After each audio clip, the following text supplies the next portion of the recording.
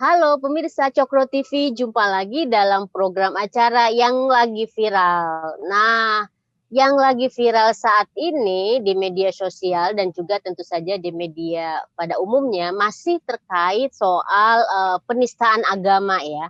Jadi kasus Joseph Paul Zhang ini kan menimbulkan respon yang lumayan kontroversi lah di masyarakat karena dianggap bagi sebagian kalangan khususnya mungkin teman-teman Kristen ya, itu dianggap kok cepet banget nih merespon kasus Paul Zhang. Sementara ada satu ustadz yang namanya Ustadz Yahya Waloni yang sering sekali mengeluarkan pernyataan-pernyataan kontroversi khususnya terkait dengan Kristen, penghinaan terhadap agama Kristen karena memang sebelumnya dia itu kan mualaf berasal dari agama Kristen. Nah, itu dianggap dibiarkan saja gitu kan. Nah, tetapi pemirsa Cokro TV, kita mendengar kabar bagus nih bahwa hari ini, siang ini akan ada pelaporan terhadap Yahya Waloni ke Bareskrim Mabes Polri. Karena apa? Sebenarnya dalam Oleh siapa ya? soal Oleh siapa? oleh masyarakat cinta pluralisme. Nah, sebenarnya ya polisi itu tuh bukan membiarkan kasus Yahya Waloni, tetapi memang masalahnya itu tidak ada yang melaporkan, katanya nih yang melaporkan Yahya Waloni ini. Ada sebelumnya dari PMKRI, dari GMKI, tetapi yang melaporkannya ini kemudian mencabut pelaporannya sehingga nggak bisa dilanjutkan oleh polisi. Nah, jadi memang kita lihat untuk pelaporan dari masyarakat cinta pluralisme ini. Nah, di yang lagi viral seperti biasa nih ada Kak Ade Armando. Halo Kak Ade. Halo Nong, halo Dan juga Sahal. Mas Sahal. Mas Sahal. Halo Nong, halo para pemirsa, halo Bang Ade. Nah ya, kita mau bicarain soal Yahya Waloni ini ya. Ini memang seru. Apa benar nih Yahya Waloni ini kok begitu kuat, begitu tidak bisa disentuh oleh polisi karena kalau misalnya kita lihat dari berita-berita atau pernyataan-pernyataan dia yang memang menghina dalam tanda kutip ya, atau menistakan agama itu sudah sering banget keluar gitu. Nah, Kak Ade sendiri tuh kita pertama Kak Ade dulu nih yang ngomong. Gimana nih ngelihat fenomena atau kasus dari Yahya Waloni ini? Ya, saya rasa memang si Yahya Waloni ini adalah salah satu pihak yang menjadi bagian dari masalah serius hubungan antar agama, ya, yang bisa saja kemudian berujung pada konflik yang sebenarnya selalu tidak kita inginkan, ya, konflik antar agama yang sudah pernah terjadi di Indonesia. Karena memang Yahya Waloni ini adalah seorang tokoh yang memang secara sengaja saya rasa itu menyebarkan penistaan, menghina agama Kristen terutama, dan dalam rangka betul-betul menghina. Jadi bukan misalnya karena dia memberikan tafsiran tertentu terhadap ajaran Kristen yang mungkin berbeda dengan umumnya orang Kristen, kalau dia betul-betul menghina. Walaupun satu hal, saya ingin beri catatan bahwa yang menghina Kristen itu bukan cuma Yahya Waloni ya. Orang seperti Abdul Somad juga melakukannya dengan mengatakan bahwa di dalam salib itu ada jin kafir, atau orang seperti Rizik Sihab yang mengatakan bahwa siapa yang menjadi bidan dari kelahiran Yesus. Itu semua kurang lebih sebetulnya sama ya, sama-sama menghina Kristen. Tapi memang Yahya Waloni ini agak ekstrim ya. Dia seperti tidak henti-hentinya sejak waktu lama itu terus membenci, terus menyebarkan penistaan terhadap Kristen, misalnya dengan mengatakan bahwa ajaran Kristen itu palsu, sepenuhnya palsu, mengatakan bahwa kitab Injil itu kitab palsu, ya, mengatakan bahwa apa kesamaan antara Protestan dan Katolik, oh sama-sama prosetan gitu ya. Itu betul-betul menurut saya adalah penghinaan terhadap Kristen. Ini beda dengan yang terakhir ini, misalnya ketika dia mengatakan bahwa orang-orang yang murtad itu arti yang pindah ke agama Kristen itu umumnya karena Indomie, dia bilang kan. Itu lebih terbuka untuk didiskusikan. Atau ketika dia minta diganti kursinya karena dia bilang ini kursi Kristen. Kalau itu sih barangkali tidak layak sampai diperkarakan secara hukum. Tapi kalau sampai menghina Katolik itu prosetan, Protestan itu prosetan, mengatakan bahwa agama Kristen itu palsu, kitab suci agama Kristen itu palsu, itu sih betul-betul blasfemi kalau kita pakai bahasa internasional. penghinaan, penodaan terhadap agama. Dan karena itu dia layak untuk menurut saya diperkarakan secara hukum. Iya. Nah, kalau ngelihat dari pernyataan-pernyataan ini kan dia kan sebelumnya agama Kristen. Kemudian dia mengatakan hal yang terkait dengan agama sebelumnya. Memang mungkin kalau bayangan saya itu dia ngomong ini kan buat publik agama Islam ya. Maksudnya supaya kayak testimoni dari dia yang pernah memeluk agama itu. Nah, memang dikhawatirkan kemudian yang tadi dibilang oleh Kak Ade, terjadi permusuhan kan, gitu. Nah, kalau ngelihat seperti itu nih, mungkin ke Sahal ya, kita ngelihat memang kecenderungan orang yang pindah agama itu emang seperti itu ya, Hal ya. Maksudnya apakah tuntutan publik dari pemeluk agama barunya itu memang seperti itu kah? Atau seperti yang kata Denny Sedekar sampaikan itu kan, karena ini kan zamannya media sosial, mungkin si Yahya Walloni ini cuma pansos aja gitu loh. Ini Yes. gimana nih? Sebenarnya sih enggak lah, kalau kita lihat misalnya contoh terbaru kan Marcel Siahaan itu kan juga pindah agama dan dia ternyata juga tidak pernah jelek-jelekin agama sebelumnya. Dan dia lebih cool gitu. Terus juga Deddy Corbuzier misalnya, kan juga dia tidak pernah jelek-jelekin agama sebelumnya. Jadi itu bukan tipikal. Makanya kemudian nggak dijadiin ustadz kan, Hal. Tapi gini sebenarnya ini kalau menurutku kasus Yahya Walloni ini mencuat karena kasus Zhang ya. Karena memang ada perasaan di kalangan teman-teman Kristen ya bahwa ini ada ketidakadilan yang mereka rasakan gitu loh. Jadi kalau yang seperti kamu bilang tadi, ketika Zhang yang di negeri antah berantah, nggak tahu di Jerman atau di mana, polisi gercep gitu ya, langsung tersangka, langsung diburu dan seterusnya. Sementara yang di depan mata si tadi Yahya Walloni, terus tadi Bang Ade juga nyebut Abdul Somad, Rizik, segala itu dibiarkan. Jadi ini bukti bahwa memang ada ketidakadilan gitu. Nah, kalau menurut saya sih gini ya, kalau kita ngelihat dalam kerangka yang lebih umum ya, ini kan yang akan dipakai dan yang dipakai selalu kan pasal penistaan agama ya, blasphemy. Dan ini sebenarnya pada tingkat idealnya dari segi tataran demokratis ya, sebenarnya pasal blasphemy itu nggak perlu ada gitu. Jadi pasal blasphemy itu kan kita sering mendengar kritik dari kalangan pro demokrasi lah ya, kalangan aktivis gitu, bahwa pasal blasphemy, pasal penodaan agama itu bermasalah karena satu, dianggap sebagai palu godam ya untuk membungkam kritik dan membungkam kebebasan berekspresi gitu. Jadi misalnya ada orang mengkritik, contoh yang paling mutakhir kan Meliana ya. Iya. Orang mengkritik toa masjid dianggap sebagai penistaan agama. Itu kan kacau gitu. Padahal kan yang dikritik itu toa masjid, aspek sosialnya gitu. Jadi itu membungkam kritik. Itu satu. Yang kedua itu pasal karet yang gampang sekali disalahartikan atau disalahgunakan dan dipakai untuk kalangan mayoritas ya, untuk kemudian mempressure polisi supaya menindak sesuatu yang di mata mereka penistaan agama. Tapi kalau ada penistaan agama dari kalangan mereka diam saja. Gitu. Contohnya ya ini, Yahya Walloni ini gitu. Jadi ketika kasus Zhang muncul, itu kan orang seperti Hidayat Nur Wahid kan keluar tuh. Bahwa ini sudah saatnya perlu RUU perlindungan simbol-simbol agama. Apa itu maksudnya ya? Iya, makanya perlindungan tokoh agama dan seterusnya. Jadi kalau ada non-muslim misalnya yang mengkritik Islam, dianggap menistakan Islam, mereka gercep. Penistaan agama. Tetapi kalau Yahya Walloni mereka bungkam. Para pendukung agar penistaan agama ditindak, dihukum, mereka diam saja itu. Anyep-anyep aja, MUI bungkam, kalangan agama tidak, kalangan Islam ya, tidak ada yang sama marahnya terhadap mereka ketika mereka merespon Zhang gitu misalnya. Tidak. Jadi Yahya Walloni bebas-bebas saja seperti kata Bang Ade tadi.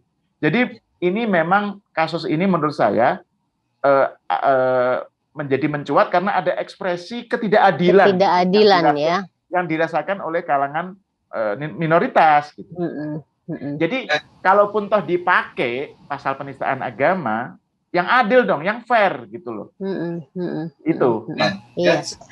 Jadi jadi ada unsur ketidakadilan di kalangan teman-teman minoritas. Nah, tadi yang dibilang kalau yang umat Islam yang tadi disebut oleh Kak Ade kayak Ustadz Somad, Yahya Woloni, bahkan Rizik, itu kok dianjepin aja, atau kalaupun misalnya ketika ada yang melaporkan ya itu dibilang kriminalisasi ulama kan? Iya benar. Gitu kan. Nah, jadi ini juga nggak, di situ mungkin umat Islam juga harus fair lah, bahwa jangan melihat itu sebagai kriminalisasi ulama, tapi lebih kepada tindakan atau pernyataan yang berdampak pada memecah belah umat itu ya. Gitu. Gimana Kak Ade?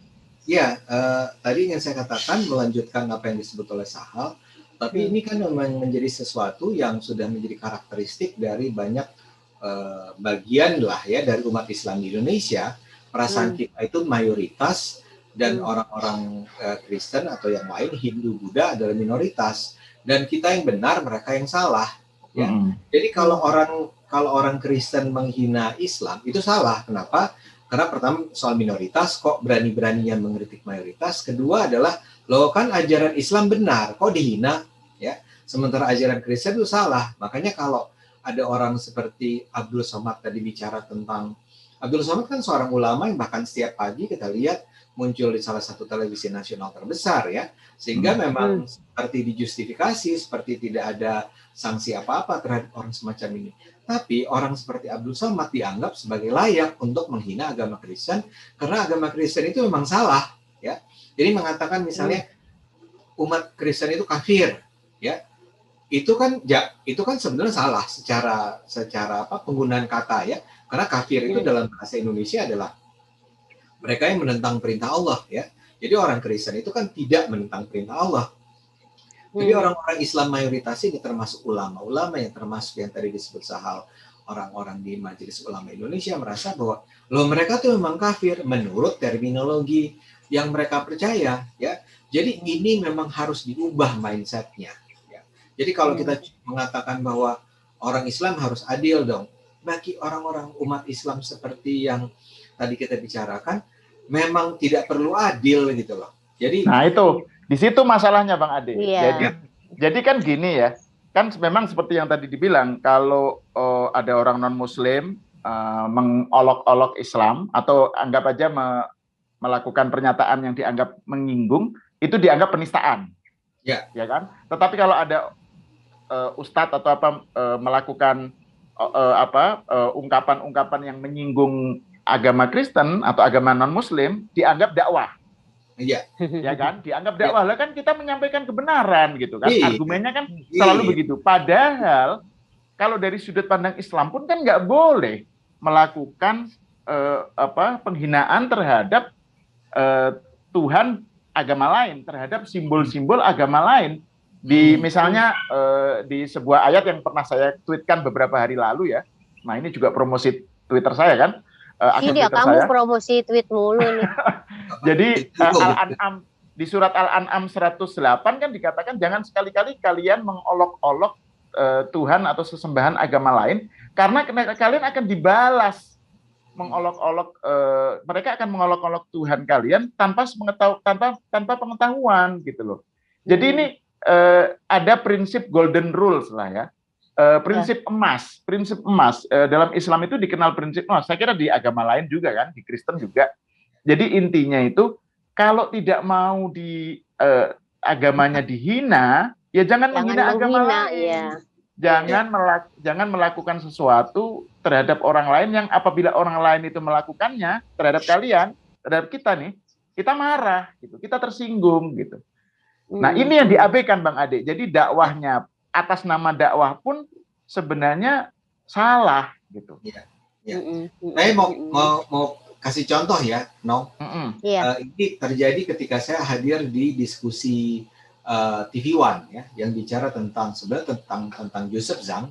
Tapi kemudian pada saat itu saya mengangkat persis seperti apa yang kita bicarakan kali ini, yaitu bahwa Oke, kalau Joseph Zhang itu adalah memang penista agama, maka marilah kita bersikap fair terhadap setiap pihak. Kemudian saya menyebut Yahya Waloni, saya menyebut Abdul Somad, saya menyebut Rizik Syihab. Ya. Nah, salah seorang pembicara pada hari itu, ya namanya Nasrullah, itu seorang lawyer lah ya, Pengacara ya. pengacara. Itu begitu kita break, ya, jadi rupanya dia tidak terima bahwa saya berulang kali menggunakan Yahya dan Rizik dan Abdul Somad sebagai contoh. Dia bilang, wah Anda jangan begitu dong. Dia bilang, Anda jangan mengangkat itu berulang-ulang. Lalu saya bilang, apa masalahnya? Ya janganlah itu kita lakukan terhadap sesama Muslim. Jadi ada isu Ukhuwah Islamiyah pula, persaudaraan. Kalau yang melakukan adalah saudara kita, buat saya sih Yahya Waloni nggak ada lah saudara kita kan, ya tidak masuk dalam kategori saudara kita sebagai sesama Muslim. Orang seperti Rizik, orang seperti Abdul Somad, kalau mereka melakukan itu, ya mereka bukan saudara yang harus dilindungi, bahkan bukan saudara. Jadi tadi ada sikap-sikap yang memang tidak adil terhadap dalam hal ini, dan itu yang menjadi sumber masalah.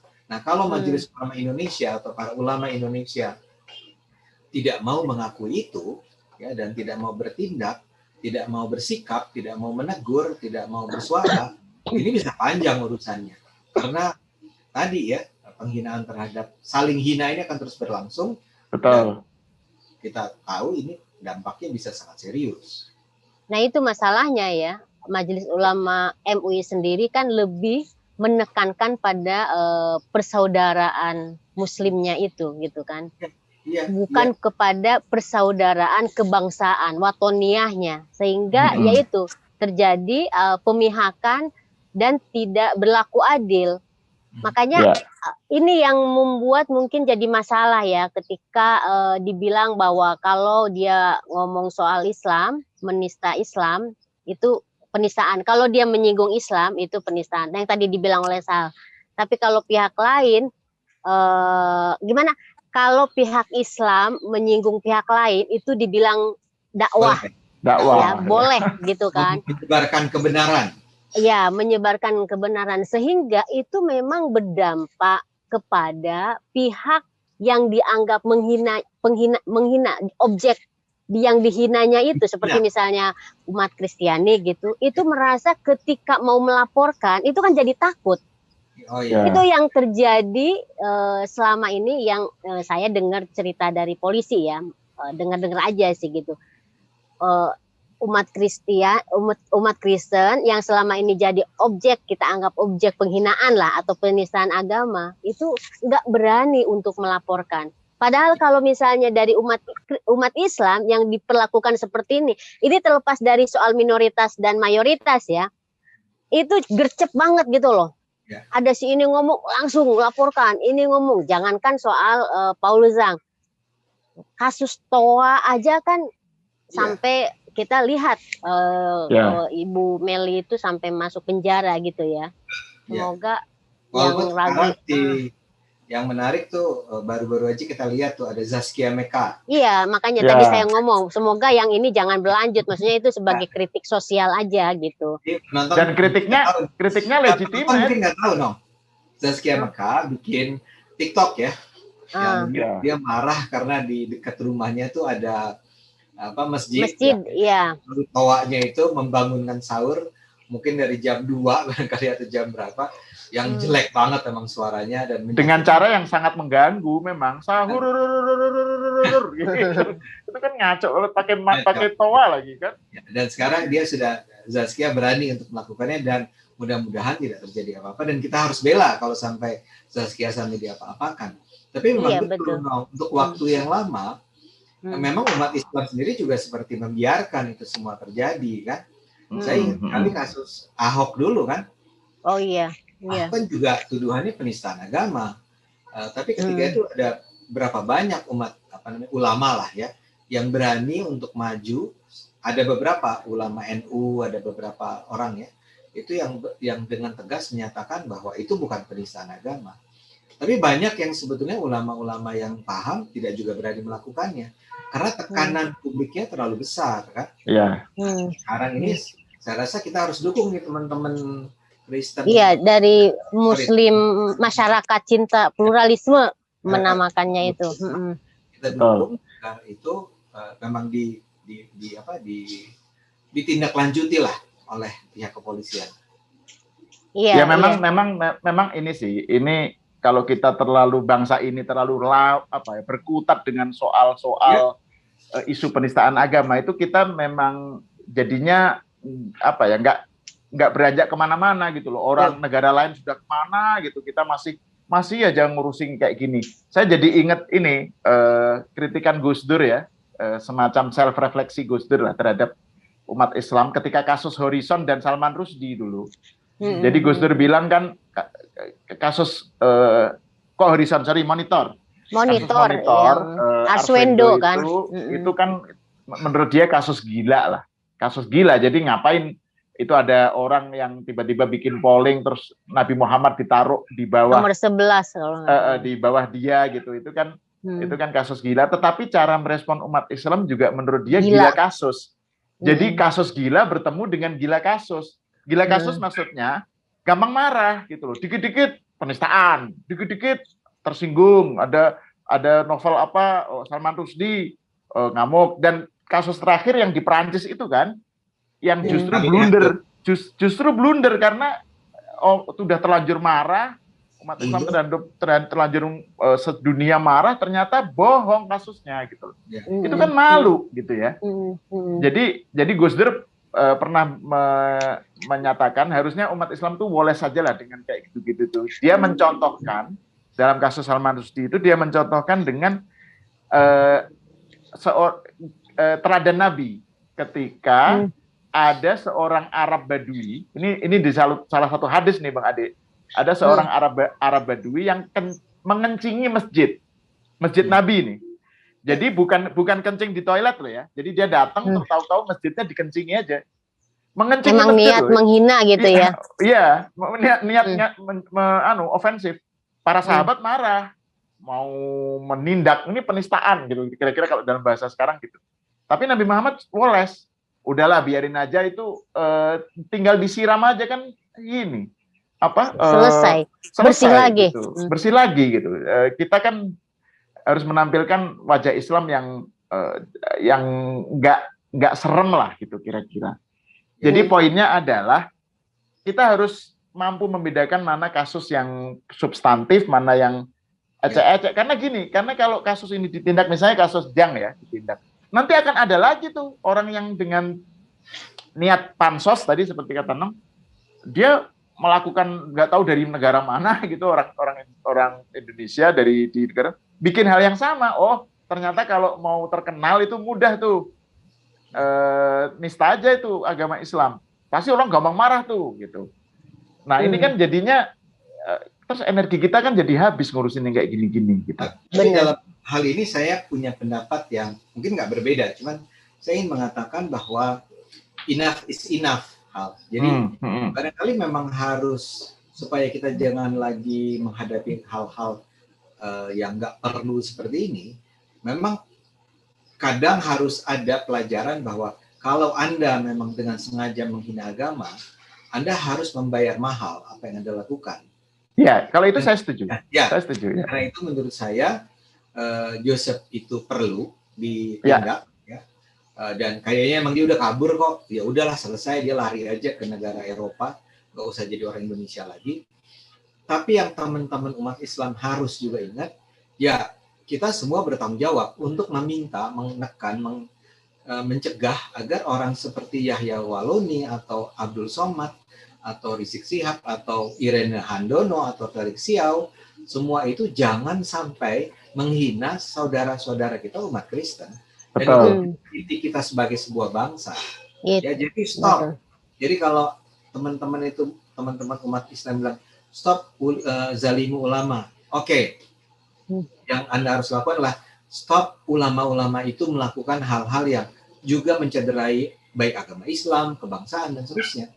Ya betul.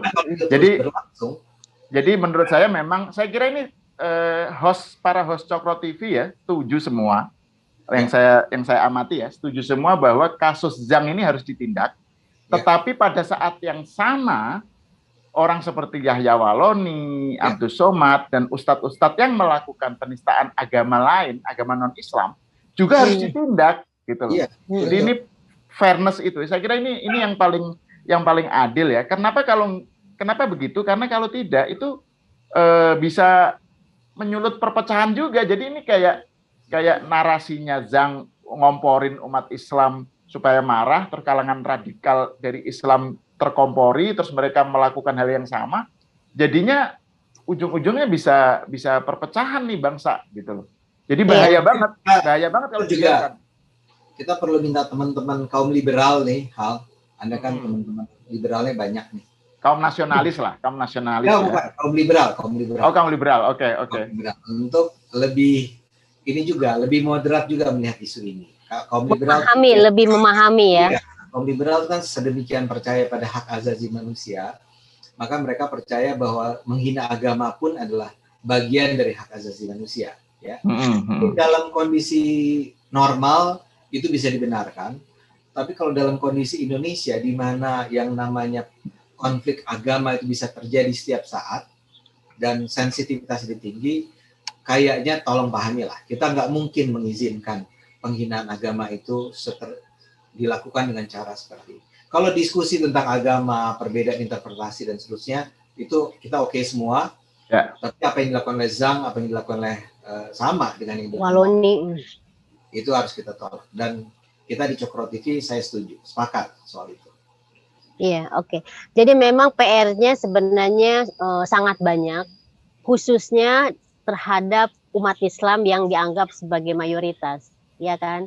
Ya. Karena bagi aparat misalnya dalam kasus blasfemi ini, penistaan agama ini, kalau pelakunya itu adalah non-Islam, itu mungkin lebih gampang. Dalam tanda kutip ya, lebih gampang gitu loh. Tetapi kalau pelakunya itu Muslim gitu, itu tekanan publiknya, kekhawatiran diseruduk, dikritik, dibilang kriminalisasi Islam dan lain-lain itu besar. Jadi mungkin juga kita berharap jadinya kepada teman-teman Kristen juga, ini bukan mau mengadu domba ya, bukan gitu. Ada keberanian juga kalau misalnya dianggap ini tidak adil, suarakan aja, nggak apa-apa. Gitu loh, jangan takut. Istilahnya kan seperti itu. Kadang-kadang kan gini, Non. Kadang-kadang banyak orang Kristen yang bilang kan kita mengutamakan kasih. Kita kan ajaran Kristen kita dihina, kita woles kok, kita ngapain juga ngurusin gitu. Tetapi kan itu benar ya, dari sudut pandang Kristen kan mereka menekankan kasih sayang sehingga mereka nggak maulah direpotkan oleh ngurusi penistaan terhadap agamanya. Tetapi kan di sisi lain ada hukum negara. Betul. Gitu. Ada hukum negara yang bisa memfasilitasi itu. Iya. Gitu. Jadi bukan soal bahwa kalian tidak peduli karena prinsip kasih tadi, tetapi bahwa ini prinsip fairness. Prinsip fairness yang harus ditegakkan. Jadi jadi supaya tidak ada lagi ustadz atau pendeta atau siapapun pemuka agama yang menghina agama selain agama mereka gitu loh. Iya, oke, iya. Jadi gitu. Jadi kita berharap dari teman-teman masyarakat cinta pluralisme yang hari ini melaporkan Yahya Waloni ke Bareskrim Mabes Polri itu juga ditindak secara gercep, ya, seperti yang dilakukan direspon secara gerak cepat. Seperti yang dilakukan oleh Paul Zhang ya, seperti polisi memperlakukan Paul Zhang. Kita berharap seperti itu, dan kemudian bersalah atau tidak bersalah itu kan ada proses pengadilan ya. Jadi buat pemirsa Cokro TV, kita tetap berpegang kepada persaudaraan lah. Jadi jangan, mungkin kalau buat kita jangan berpikirnya terkotak-kotak, ini Kristen, ini Islam, tapi kita lebih kepada bahwa kita ini satu bangsa ya. Satu bangsa. Jadi kita harus jaga sama-sama soal keberagaman kita. Persaudaraan kebangsaan dan kemanusiaan. Betul, bangsa dan satu persaudaraan. umat manusia. Jadi bukan kepada agamanya yang kita lihat, tetapi kepada kebangsaan dan kemanusiaannya, ya. Jadi mungkin itu kita udah cukup ya ngomongin Ya. soal ini, dan kita benar-benar menunggu nih kabar berikutnya dari Mabes Polri, dan kita akan ketemu lagi di yang lagi viral berikutnya dengan pembicaraan-pembicaraan yang hot, tema-tema yang lagi rame minggu depan. Terima kasih Kak Ade, terima kasih Mas Sahal, terima kasih pemirsa Makasih. Coklo TV udah menonton acara ini. Dadah semua. Assalamualaikum. Assalamualaikum.